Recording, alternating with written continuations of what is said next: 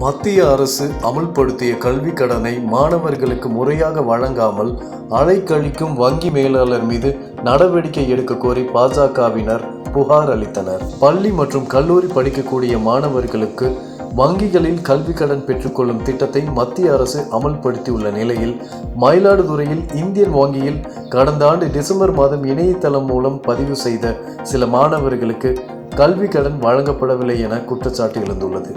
மேலும் மாணவர்களை வங்கி நிர்வாகம் பலமுறை அலைக்கழிப்பதால் மாணவர்கள் மன உளைச்சலுக்கு ஆளாகும் சூழ்நிலை ஏற்படுவதாகவும் கூறி மயிலாடுதுறை காவல் நிலையத்தில் பாஜக சார்பில் புகார் அளிக்கப்பட்டது. பாஜகவின் நகர செயலாளர் மோடி கண்ணன் தலைமையில் பாஜகவினர் சம்பந்தப்பட்ட வங்கியின் மேலாளர் மீது காவல்துறை துரித நடவடிக்கை மேற்கொள்ள வேண்டும் என புகார் அளித்தனர். மேலும் வங்கி மேலாளர் மீது நடவடிக்கை எடுக்கப்படாத பட்சத்தில் வருகின்ற ஆகஸ்ட் 5ஆம் தேதி வங்கியை முற்றுகையிட்டு ஆர்ப்பாட்டம் நடத்தப் போவதாக பாஜகவினர் தெரிவித்தனர்.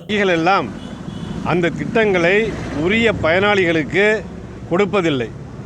இவர்கள் மோடி அரசுக்கு எதிராக மோடி அரசின் திட்டங்களை முறியடிப்பது என்று முடிவெடுத்து கொண்டு உரிய பயனாளிகள் அவர்கள் தகுதியுள்ள நபராக இருந்தாலும் அவர்களுக்கு கடன் கொடுப்பதற்கு மறுக்கிறார்கள் வங்கியிலே.